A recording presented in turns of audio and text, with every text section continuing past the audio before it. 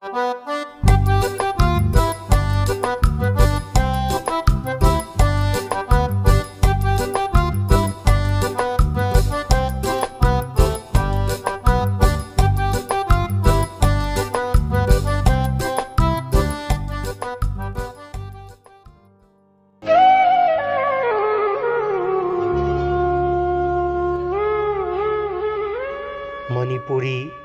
wari pambi senena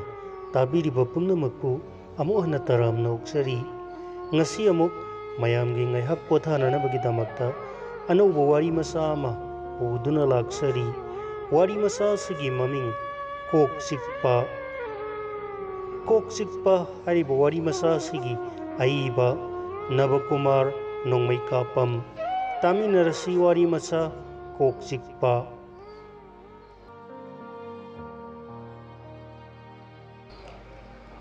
police station सिदा ओसी ओइना हेक लाकपदगी मागी केसिना अहनबनी आइना पाइरिबसे लानब चुम्बदी कोर्टना लेप्चरकदबनी टोन पिसक एलाइस नात्रंग मी पंचाउ चाउदबा पिगमी फिगरदा खम्ब्रांग चाक खुजेंग ताबा येंगबदा हेक्ता नोकनिंगबा फावबा मिओइनी मबुक्तो खोंद्रुम अखाबी नत्रगा सनाबुन फिगर तागे तौना इंथोरक्पा हौरक्पदा सरा हेनमनबदगी थोरक्के तौरमनबा मबुक्तो अमुक हंजिनखिबनी माना तौथोरक्पा थबकसु नात्रंग कुद्रंगदा तौई हाइदुना मयामना नात्रंग हाइना टाइटल असे पिबिखिबनी जुदगी कंजाना हेन हाइनजब नुपासे सही निफुमुक सुरमलद्रा नुपी अहुम लई मसा तरुकनी अदुबु नुपी ngakta नुपा तानबदा डजन मखाय अमा यौथोखिबगी वानी मागी ख्वाइदगी हाइनजब सिनफमदी मपागी दुकानदगी लोन माबनी फागलकलगना जू थक्सिलगा लान मचा अमा करीमा हेक हेक डिक्लार तौबसिनी हंदक्ति मपागा ममागा दुकान थोंग लोनसिलगा बृंदावन तीर्थ यात्रा चटखिबदगी लौफम लैरक्तबदा नतना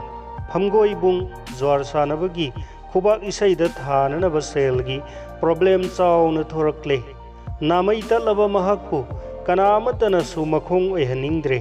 मरमदी माना तौरकदबा दाउनीदो अतैदुनसु हाना खंगलबा खनबा मखै खलुरगा मादौना तौबा ममानबा खरा हौरगा प्लाल अमा तौमिनरे सानपोट योनफमदगी फना फजना मानबा 9mm गी पिस्तौल अनि लैरे ममली बगी अदुदा मयाई लंबीगी हियांगथांगी मखादा लैबा चंद्रनिधि तुरेलगी मथक्ता साबा थोंग मनाक्तो यौरक्ले मरमदी मफम असे मसक खंगदबसिंगी गारी लाकफमनी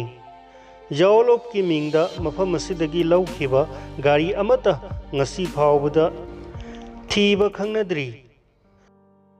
तान चानरुदुना मखोइने हेक यौरकपगा नहा अमा गारी मचा अमा थौरगा लाकले नात्रंगना मागी नोंगमयदो उत्तुना खामलगा अथुबगिनी नंगी गारी से खर पिरमदबा याद्रे पार्टी की तंगाई फदबा अथुबा थबक अमा चत्तबा यादे वादो हेक ताबगा गारी थौरक्लिबा नहादुना अइसु पार्टी की अथुबा थबक अमगी पाउ लाकपने पार्टी हाइना हेक पलकपदुदा सोंगलकपा थबाकी मिहुंदुगी मखोन खंगौ हौगलई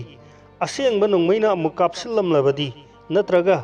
फगनरक्लबदी मदुगी फोलदो कया फरोय खंदुना मखा तादना अदुम थादोखरे नहादुना मागी गारी अदो हेक थौखिबगा मरुमदा लैबा ममानबा अमदुना चंगसिलकगा साउना करी तौबगी थादोखरेबनो नसेला नबाइरा हाइबा पार्टी की मीनी हाइबदुदा ममानबदुना ब्रंग साउगलदुना हे बुट लीला पार्टी की मीदुबु मसक खंगदब्रो नात्रंग मथवाई प्रोक प्रोक साखलई अदुबु उपाय लैतना तुमिल लई खल्ली हंदक मुक लाकपदी थादोक्लरोय ngaihak lairaga gari ama muk laklibaduda magi nongaydo utlaga khamnaba tawrubada yamna phingna amadi saujilagadum he budu nongmai paidaba ithantana phawba gari silakaga thawraklibani aduga nongmai su paiba nakhoi ahumna nathibongdi pandraga ingonda amuk tawraklibado karino namai du ikaidro hairam laga khamnamdana अदुम थौख्रे मखोइना पारिबा नोंमै अदुना कापके हाइदुना दब तौई अदुबो मरु चतबनिना अदुम लेहौरे अदुबो थौनादी फना फजना हापीरमले मथंग लाकपा गारीदी सुंथा थादोक्लरोइसी हाइना मखोइ अहुम खनै वासकनै ngai ikan kanadana gari ama muk lakle khamphatringai da gari dagi singtharaga party ge athuba thabak amagi chattaba yadabani nang mafam asida ngai hakta lairammu warauba yade thuna amuk purakke nupa aduna itap tapna fare aingondagi hena thui takpirabani na khara thuna di hanbirau aigi khulai sidadi lauthok chahoge hairaga toolbox to hangdoklaga matek mata khara lauthokलाga AK47 nongmai do chankhalaga maru yawba magazine do ningthina hapchilai maduda pakhat khraduna natrangna yarani akhoi pangthu thu deda hairaga bebhar da haijaduna thadokre maramdi makhoi ahumna namduna nongmai do muluraga su makhoi gi marakta kapa haibadi kanamata yawdi aduna mafam adudagi khara thuna thadokidaba yadaba मथंग मखा तागदबा फना फजन की खनरकले अहुमदो हौजिकिदो अमुक हलकलबदी मागी दुदी असेंगबनी मरुसु फना फजन याउखी हौजिकिदुना पाइख्रिबदुना none stop त खप याबनी को अदुबु कीना कीना तंजा अमतंग येंखिसी हाइदुना मखोय अहुम लेपनरे गाड़ी अमा लाकले गाड़ी दुगी मैंगानदुदा सोरोक मयाइदा मागी नोंमयदो उल्लगा गाड़ीदो खामननब होनै अदुबु गाड़ीदो तपथबगी महुत्ता मनाकलोमदा थौजिलक्लगा कन्ना लाउसिलाई कमांडोना तानरकपदगी थवाई हिंगनब चेलकपने यौरक्लनी नथवाई हिंगनिंगबदी नखोई चेना हौरो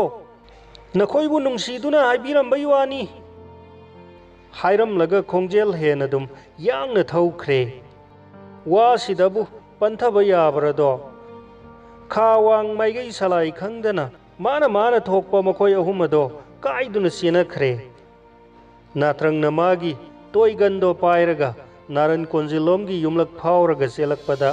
मागी मरम चट मुन्ना खंगबा मियोय खरना सिल्लगा मायरा पाइबी सिंगदा तानदुना फाहल्लगा पुलिसता सिनरकपनी हाइना मसाना मसागी हौखिबा थौदोकसिंग अदो मागी IO ओइबा पुलिस ऑफिसर आइंगोंदा हंजिल हंजिल्ली अदुबु मैरा पाइबी सिंह अदुनदी नहरोल सारगा सेल खाइबा लाकपदा फाबनी हाइना सिनरखिबनी केसु मसिदा युमफम ओइरगा लौखतपनी आइबु मागी वारी से कदाई फाउबा थाजसिगे आइबा सिंगी मरम चाना सागलबा कल्पनाना उवा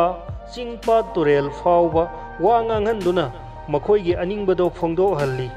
मफम मतम चाना निंगथीजना सेमजिन साजिलबदी मदो थोक थोकिबा इतिहास मालहनबा ngamdaba kaadi natiko adubu magi sidi aibo apangba siba natana karisu oiroi luribadi thadokhrage hairabasu maira paibi sing aduna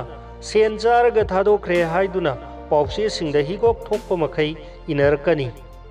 magi wari sida yumpham oiraga court thagaluragana court na kari hairkani police custody दा पुंग कुनमरी दगी हेना थमजिनबसु human rights commission इथक्ता case लौखलकनी ओइदबा मयामना लई परेंग ओइना लेंगसिलगा ओइदा ओइबगुमना लीरिबा महाक असे हाइते लाक्ते काकादि हाइबा यारोइ Assam सानते court ओना तैनना मुक हाइरकलगदी आइना मंगोंदा मफम अदुदा करी तौरुबा ngamgani third degree method यौरबसी फावबदा मसीना तबमागी मरालसु अमता हाइदो ओ हाइबा यादे